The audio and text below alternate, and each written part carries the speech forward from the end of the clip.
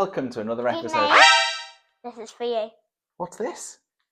So this is the infamous email from Ash Corbett Collins. I did want to come on and speak to you about this, so I'm glad I've got a copy of it in front of me. So, being a camera member for years and years now, when this landed in my inbox, I think it was Thursday of last week, I was somewhat miffed, shall we say, and I just wanted to go through a few points on this particular email from Ash Corbett Collins. So he is now the camera chairman, so recently installed. And I'm sure you would have seen the email by now, but for the ones that haven't, let me just quickly go through a few points as regards this email that Ash has sent across, I'm assuming to all camera members. But it just goes on to say that as regards to the last financial year, so the Great British Beer Festival and its winter counterpart did not attract enough visitors to cover the cost of holding them, resulting in substantial loss. So unfortunately, I couldn't make it to the Winter Beer Festival last year, but I was fortunate enough to go to the Great British Beer Festival at the NEC. And interestingly, the reason why I went to the Great British Beer Festival this year, because it was held at the NEC. I've always been tempted to go to Olympia in London, but to me, I was put off by the fact that it was actually based in London, and the fact of getting into London, getting out of London, just really didn't appeal to me at all. Whereas the NEC, because of the fact that it is such a central point, it was a lot easier for me personally. But actually getting there, it was such a huge space. So I'm not surprised that it cost CAMRA a substantial amount of money to hold it there. It was near on too big, to the point where I actually thought it lost its atmosphere. So it was great to see people going into the venue itself. But once you got in there, yes, once again, incredible selection of ales and ciders and perries. But it was just far, far too big. And then it says membership figures, like many other organisations, are simply not growing. The hard truth is we're unlikely to return to pre-2020 levels. So, dare I say, COVID, that would have had a huge impact on memberships, I would imagine. So yes, I can understand why membership isn't necessarily growing as such. Our festivals are getting more expensive to hold with fewer affordable venues. Once again, it would seem industry-wide, doesn't matter whether it's within the real ale industry, manufacturing industry, anything really seems to be getting or going up in price in terms of cost values. So once again, doesn't surprise me as regards to the venues costing more money. As a result, we will not be holding either of our Great British Beer Festivals in 2026. What? Right. So no beer festivals in 2026.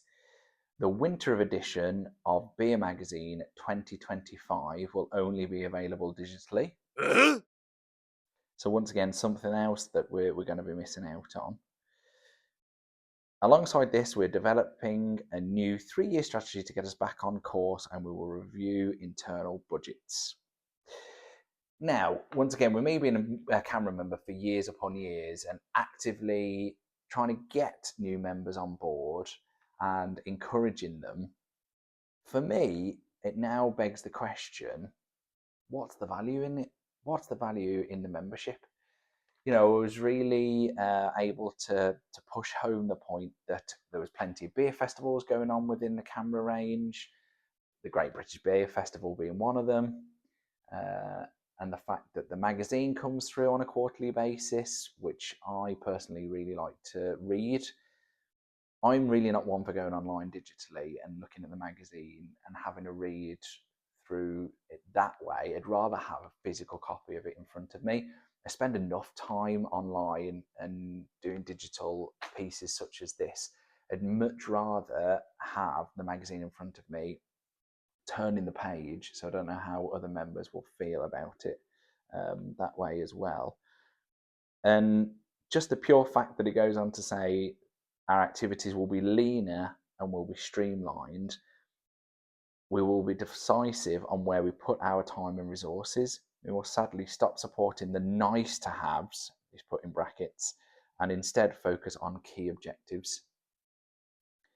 My real worry is where are these key objectives? Is CAMRA as an organisation way behind the times and not keeping up with the way modern society works? I think membership now is what, £36 a year? And for that, what we were getting before was the opportunity to go to beer festivals, the opportunity to hold social events under the CAMRA organisation name, getting the quarterly beer magazine through the post. Will the next thing be knocking the beer tokens on the head? I just don't know. Don't get me wrong, I do feel sorry for Ash because he has recently come into the role, and I do think he does have lots of challenges to face. But is this the right way forward? I'm not convinced. I'd love to know what you think, so please drop me a line in the comments. But just to sign off with what Ash has said towards the end of his email, where he says, "While I hoped I would never need to send this message, my number one priority is seeing our campaign survive and thrive. Our 50+ year history must be protected, and I am determined to see CAMRA continue for the next 50 years. Doing nothing is not an option. If we do not act now, the stark reality is we will not exist in the future."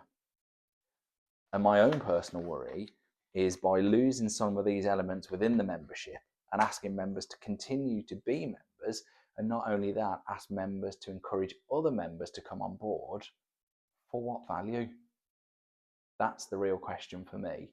And will the stark reality be that losing some of these nice to haves, as Ash put in his email, will stop current members renewing for the year and potential new members coming on board? Thank you for watching. I look forward to seeing you on the next episode.